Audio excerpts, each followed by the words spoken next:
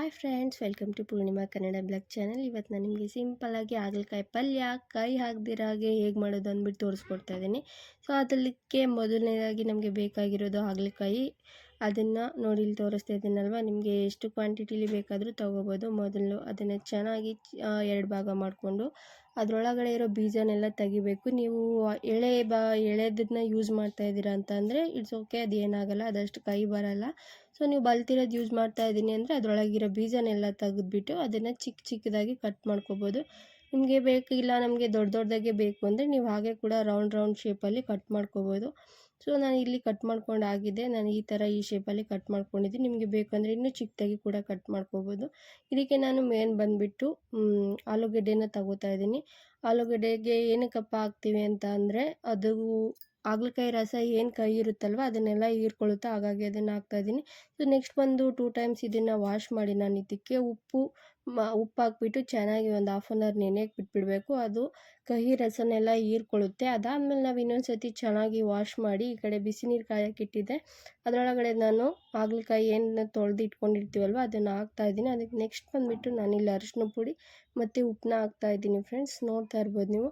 So ಇದು ಇವಾಗ ಬೇಯ್ತಾ ಇದೆ. ಇದರಲ್ಲಿ ಇನ್ನೊಂದು ಏನಪ್ಪ ಅಂದರೆ ನಾವು ಹಾಗಲಕಾಯಿ ಬೇಯಿಸಿರ್ತೀವಲ್ಲ ರಸನ, ಅದನ್ನು ಡಯಾಬಿಟಿಸ್ ಪೇಷಂಟ್ಸ್ ಅಂದರೆ ಸಕ್ಕರೆ ಕಾಯಿಲೆ ಇರೋರಾಗಿರ್ಬೋದು, ಯಾರಾದರೂ ಕೂಡ ಯೂಸ್ ಮಾಡ್ಬೋದು. ನಿಮಗೆ ಕಹಿ ಆಗುತ್ತೆ, ತುಂಬ ಕುಡಿಯೋಕ್ಕಾಗಲ್ಲ ಅಂದವರು ಜೇನುತುಪ್ಪ ಅಥವಾ ಕೆಂಪು ಕಲ್ಲು ಸಕ್ಕರೆ ಇರುತ್ತಲ್ವ ಅದನ್ನು ಹಾಕ್ಕೊಂಡು ಕುಡಿಬೋದು. ಬ್ಲಡ್ ಅನ್ನೋದು ತುಂಬ ಚೆನ್ನಾಗಿ ಪ್ಯೂರಿಫೈ ಆಗುತ್ತೆ. ಅದಕ್ಕೋಸ್ಕರ ನಮ್ಮ ಕಡೆ ಎಲ್ಲ ಆಲ್ಮೋಸ್ಟ್ ವೀಕ್ಲಿ 2 ಟೈಮ್ಸ್ ಇದು ಮಾಡ್ತಾ ಇರ್ತಾರಲ್ವ ಡಯಾಬಿಟಿಸ್ ಪೇಷಂಟ್ಸ್, ಆಲ್ಮೋಸ್ಟ್ ಸಕ್ಕರೆ ಕಾಯಿಲೆ ಇರೋರೆಲ್ಲರೂ ಇದನ್ನು ಆಲ್ಮೋಸ್ಟಾಗಿ ತಗೋತಾ ಇರ್ತಾರೆ. ಸೊ ರಸನ ವೇಸ್ಟ್ ಮಾಡಬೇಡಿ. ನಿಮಗೆ ನಿಮ್ಮ ಮನೇಲಿ ಯಾರಾದರೂ ಇದ್ದರೆ, ಆ ಥರ ಪೇಷಂಟ್ಸ್ ಇದ್ದರೆ ಅವರಿಗೆ ಕುಡಿಸ್ಬೋದು. ಇಲ್ಲ ಅಂದರೆ ಅದು ಬಿಸಿ ಯಾರಿದ ಮೇಲೆ ನೀವು ಯಾರು ಕುಡಿಯಲ್ಲ ಅಂತ ಅಂದರೆ ಅದನ್ನು ಗಿಡಗಳಿಗೆ ಹಾಕಿದ್ರೂ ಇನ್ನೂ ಒಳ್ಳೆಯದು. ನೋಡ್ತಾ ಇರ್ಬೋದು, ಇವಾಗ ನಾನು ಅದರ ರಸನೆಲ್ಲ ಎತ್ತಿಟ್ಟು ಶೋಧಿಸ್ಕೊಂಡು ಅದಾದಮೇಲೆ ಒಂದು ಬಾಣಲಿ ಬಿಸಿಗಿಟ್ಟಿದ್ದೀನಿ. ಅದಾದಮೇಲೆ ಅದಕ್ಕೆ 1 ಸ್ಪೂನಷ್ಟು ಕಡಲೆಬೇಳೆ, ಜೀರಿಗೆ, ಸ್ವಲ್ಪ ಸಾಸಿವೆ ಮತ್ತು ಕರಿಬೇವನ್ನ ಹಾಕ್ಬಿಟ್ಟು ಚೆನ್ನಾಗಿ ಫ್ರೈ ಮಾಡಿಕೊಂಡು ಅದಾದಮೇಲೆ ನಾನಿಲ್ಲಿ ಇದಕ್ಕೆ ಈರುಳ್ಳಿ, ಟೊಮೊಟೊ, ಕೊತ್ತಂಬರಿ ಸೊಪ್ಪು, ಕಾಯಿ ತುರಿ, ನಾನು ಇದಕ್ಕೆ ಯಾವುದೇ ಥರ ಶುಂಠಿ ಬೆಳ್ಳುಳ್ಳಿ ಯೂಸ್ ಮಾಡ್ತಾಯಿಲ್ಲ. ನೆಕ್ಸ್ಟ್ ಬಂದುಬಿಟ್ಟು ಒಂದು ನಿಂಬೆಹಣ್ಣಿನ ಗಾತ್ರದಷ್ಟು ಹುಣಸೆಹಣ್ಣ ಸ್ವಲ್ಪ ಮೊದಲೇ ನೆನೆಸಿ ಇಟ್ಕೊಬಿಡಿ, ಏಕೆಂದರೆ ಅದರ ರಸ ನಮಗೆ ಬೇಕು. ಮೇನ್ ಇಂಗ್ರೀಡಿಯೆಂಟ್ ಬಂದು ಇದರಲ್ಲಿ ಹೇಳ್ಬೇಕಂದ್ರೆ ಆಲೂಗೆಡ್ಡೆ ಹುಣಸೆಹಣ್ಣು ರಸನೇ ಮೇನ್ ಇಂಗ್ರೀಡಿಯೆಂಟ್ ಆಗಿರುತ್ತೆ. ಕಹಿ ಬರ್ದಿರಾಗಿ ಮಾಡೋಕ್ಕೋಸ್ಕರ ನಾವು ಅವೆರಡನ್ನ ರೆಗ್ಯುಲರಾಗಿ ಇದರಲ್ಲಿ ಯೂಸ್ ಮಾಡ್ತೀವಿ. ಸೊ ನೋಡಿ, ಇವಾಗ ಈರುಳ್ಳಿ ಸ್ವಲ್ಪ ಚೆನ್ನಾಗಿ ಫ್ರೈ ಆಗಬೇಕು, ಅದ್ರ ಕಲರ್ ಚೇಂಜ್ ಆಗೋವರೆಗೂ ನಾವು ಫ್ರೈ ಮಾಡಿಕೊಂಡು ನೆಕ್ಸ್ಟ್ ಏನು ಚಿಕ್ಕದಾಗಿ ಕಟ್ ಮಾಡಿ ಇಟ್ಕೊಂಡಿರ್ತೀವಿ ಅಲ್ವಾ ಟೊಮೊಟೊ, ಅದನ್ನು ಚೆನ್ನಾಗಿ ಸ್ವಲ್ಪ ಅದು ಮೆತ್ತಗಾಗೋವರೆಗೂ ಸ್ವಲ್ಪ ಉಪ್ಪು ಹಾಕ್ಬಿಟ್ಟು ಚೆನ್ನಾಗಿ ಫ್ರೈ ಮಾಡ್ಕೋಬೇಕು. ಸೊ ನಾವು ಇದಕ್ಕೆ ಯಾವುದೇ ಥರದ ಮಸಾಲ ಐಟಮ್ಸ್ ಆಗಿರ್ಬೋದು, ಯಾವುದನ್ನು ಶುಂಠಿ ಬೆಳ್ಳುಳ್ಳಿ ಪೇಸ್ಟ್ ನಾನು ಇಲ್ಲಿ ಯಾವುದನ್ನು ಯೂಸ್ ಮಾಡ್ತಿಲ್ಲ. ಸಿಂಪಲ್ಲಾಗಿ ಮಾಡ್ತಾಯಿದ್ದೀನಿ. ಈ ಥರ ಮಾಡಿ ಒಮ್ಮೆ ಟ್ರೈ ಮಾಡಿ ನೋಡಿ. ಮಕ್ಕಳು ಕೂಡ ತುಂಬ ಚೆನ್ನಾಗಿ ತಿಂತಾರೆ. ನನ್ನ ಮಗಳು ಕೂಡ ಇದನ್ನು ತುಂಬ ಇಷ್ಟಪಟ್ಟು ತಿಂತಾಳೆ. ಸೊ ಯಾಕಪ್ಪ ಅಂದರೆ ಇದು ಅಷ್ಟು ಕಹಿನೂ ಕೂಡ ಇರಲ್ಲ, ಮತ್ತು ಚಪಾತಿ ರೊಟ್ಟಿಗಳಿಗಂತೂ ಸೂಪರ್ ಕಾಂಬಿನೇಷನ್ ಆಗಿರುತ್ತೆ. ನೀವು ಆರಾಮಾಗಿ ಇದನ್ನು ತಿನ್ಬೋದು. ಮಕ್ಕಳು ಕೂಡ ತಿನ್ನಲ್ಲಪ್ಪ ಏನು ಮಾಡೋದು ಅಂದರೆ ಇದಕ್ಕೆ ನೀವು ಒಂದು ಮೊಟ್ಟೆ ಕೂಡ ಹಾಕ್ಬೋದು. 1 ಮೊಟ್ಟೆ 2 ಮೊಟ್ಟೆ ಕೂಡ ಹಾಕಿ ನೀವು ಮಾಡಿದರೂ ಕೂಡ ಚೆನ್ನಾಗಿರುತ್ತೆ. ಅದ್ರ ಕಹಿ ಅನ್ನೋದು ಚೂರು ಗೊತ್ತಾಗಲ್ಲ ಮೊಟ್ಟೆ ಹಾಕಿದರೆ. ನಾನು ಇಲ್ಲಿ ಬಂದು ಮೊಟ್ಟೆ ಹಾಕ್ತಾಯಿಲ್ಲ, ಬರೀ ವೆಜ್ ಮಾಡಿ ತೋರಿಸ್ತಾ ಇದ್ದೀನಿ ಅಷ್ಟೇ.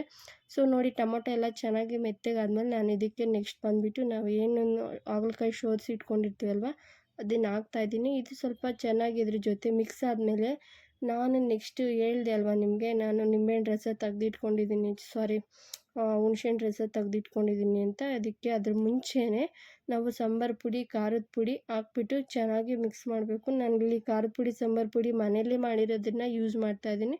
ಸೊ ನಾನು ಸಾಂಬಾರು ಪುಡಿ ಎಲ್ಲ ಥರನ ಕಾಳುಗಳು ಹಾಕಿರೋದ್ರಿಂದ, ಮಸಾಲ ಐಟಮ್ಸ್ ಹಾಕಿರೋದ್ರಿಂದ ನಾನು ಯಾವುದೇ ಮಸಾಲ ಯೂಸ್ ಮಾಡ್ತಾಯಿಲ್ಲ. ನೆಕ್ಸ್ಟ್ ಬಂದುಬಿಟ್ಟು ನಾನು ಇದಕ್ಕೆ ಹುಣಸೆ ರಸ ಹಾಕ್ಬಿಟ್ಟು ಚೆನ್ನಾಗಿ 2 ಮಿನಿಟ್ಸ್ ಚೆನ್ನಾಗಿ ಲೋ ಫ್ಲೇಮಲ್ಲಿ ಇಟ್ಕೊಂಡು ಫ್ರೈ ಮಾಡಬೇಕು. ಸೊ ಹುಳಿ ಅನ್ನೋದೆಲ್ಲ ನಮ್ಗೆ ಕಮ್ಮಿ ಆಗುತ್ತೆ ಮತ್ತು ಅದಕ್ಕೆ ಚೆನ್ನಾಗಿ ಸೆಟ್ ಆಗುತ್ತೆ. ಸೊ ಹಾಗಾಗಿ ನಮಗೆ ಕಹಿ ಅನ್ನೋದು ಸಿಗಲ್ಲ. ಈಗ ನೋಡಿ, ಚೆನ್ನಾಗಿ ಎಲ್ಲ ಫ್ರೈ ಆಗಿದೆ. ನೆಕ್ಸ್ಟ್ ಬಂದುಬಿಟ್ಟು ಇದಕ್ಕೆ ಲಾಸ್ಟ್ ಐಟಮ್ ಏನಪ್ಪ ಅಂದರೆ ನಾನು ಹಾಕ್ತಾ ಇರೋದು ಕೊತ್ತಂಬರಿ ಸೊಪ್ಪು ಮತ್ತು ಕಾಯಿ ತುರಿ ಏನಿರುತ್ತೆ ಅದನ್ನು ಹಾಕ್ಬಿಟ್ಟು ಹಂಗೆ ಲೋ ಫ್ಲೇಮಲ್ಲಿ ಇಟ್ಕೊಂಡು 1 ನಿಮಿಷ ಬೇಡ, ಒಂದು 30 ಮಿನಿಟ್ಸ್ ಹಾಗೆ ಫ್ರೈ ಮಾಡಿದರೆ ನಮಗೆ ಸೂಪರ್ ಟೇಸ್ಟಿಯಾಗಿರೋ ಹಾಗಲಕಾಯಿ ಪಲ್ಯ ನಮಗೆ ರೆಡಿ ಆಗುತ್ತೆ. ರಸದ ಮೈಂಡಲ್ಲೇ ಇದ್ದೆ ನಾನು, ಹಾಗಲಕಾಯಿ ರಸ ಅಂತಲೇ ಹೇಳ್ತಾ ಇದ್ದೆ. ಸೊ ಹಾಗಾಗಿ ಇವಾಗ ನೋಡಿ ನಮಗೆ ಸೂಪರ್ ಟೇಸ್ಟಿ ಆಗಿರೋ ಅಂಥ ಹಾಗಲಕಾಯಿ ಪಲ್ಯ ರೆಡಿ. ಚಪಾತಿ ಇದ್ದರೆ ಚಪಾತಿ ನಾನು ಇದಕ್ಕೆ ಕಾಂಬಿನೇಷನ್ ಆಗಿ ಚಪಾತಿ ಮಾಡಿದ್ದೀನಿ. ನಿಮಗೆ ಬೇಕಂದರೆ ನೀವು ರೊಟ್ಟಿ ಏನಾದರೂ ಮಾಡ್ಕೋಬೋದು. ಸೊ ನೋಡಿ ಇಷ್ಟೇ ಆಗಿತ್ತು ನಮ್ಮ ಇವತ್ತಿನ ಹಾಗಲಕಾಯಿ ಪಲ್ಯದ ರೆಸಿಪಿ. ಇಷ್ಟ ಆಗಿದೆ ಲೈಕ್ ಮಾಡಿ, ಶೇರ್ ಮಾಡಿ, ಕಾಮೆಂಟ್ ಮಾಡಿ ಆ್ಯಂಡ್ ನನ್ನ ಚಾನಲ್ನ ಸಬ್ಸ್ಕ್ರೈಬ್ ಮಾಡೋದಂತೂ ಮರಿಬೇಡಿ. Thanks for watching. ಬಾಯ್.